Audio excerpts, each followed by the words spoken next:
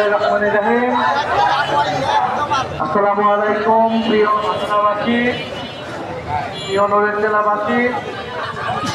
আমি সর্বপ্রথম মহান আল্লাহ তাআলার কাছে কৃতজ্ঞতা জানাই এবং এই ভাটারা এলাকার বাসিন্দাদের প্রতি কৃতজ্ঞতা জানাই যে আপনারা শত প্রতিকূলতা, শত বাধা বিপত্তি, শত ষড়যন্ত্র সত্ত্বেও আপনারা 12ই ফেব্রুয়ারি নির্বাচনে ভোট দিতে গিয়েছেন এবং ভোট দিয়ে শাপলাকলিকে বিজয়ী করে এনেছেন।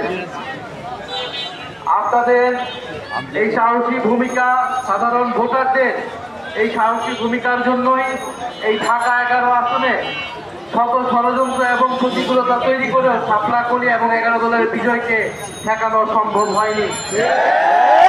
আমি বিশেষ করে আমাদের এই ঢাকা 11 আসনে এবং এই ভাটারা থানার আমাদের যারা মা বোনেরা রয়েছেন, তরুণ প্রজন্ম রয়েছেন, মুরব্বীরা রয়েছেন, আপনাদের দোয়া এবং সমর্থন আমরা যখন প্রচারণার সময় এসেছিলাম আমরা পেয়েছি। আপনাদের অক্লান্ত পরিশ্রম, এখানে যারা উপস্থিত আছেন 11 দলের নেতাকর্মী, জামাত ইসলাম এবং এনসিপির নেতাকর্মী যারা রয়েছেন, আপনাদের অক্লান্ত পরিশ্রমের ফলে এই বিজয় সম্ভব হয়েছে। আমাদের আজকের এই সংক্ষিপ্ত পথসভায় উপস্থিত আছেন জামাত ইসলামীর এই থানার আমির রেজাউল করিম ভাই এবং সেক্রেটারি সালমান ভাই। তাদেরকেও আমি ধন্যবাদ এবং কৃতজ্ঞতা জানাই। তাদের অক্লান্ত পরিশ্রমের ফলে, সাহসী ভূমিকার ফলে এখানে ভোট কেন্দ্রগুলোকে আপনারা পাহারা দিয়েছেন, ভোটের ফলাফল রক্ষা করেছেন। প্রিয় ঢাকা 11 বাসী, আমরা নির্বাচনের আগে আপনাদের কাছে যেই প্রতিশ্রুতি দিয়েছিলাম, নির্বাচনের পরে আমরা আজকে এসেছি সেই প্রতিশ্রুতি বাস্তবায়নের লক্ষ্যে।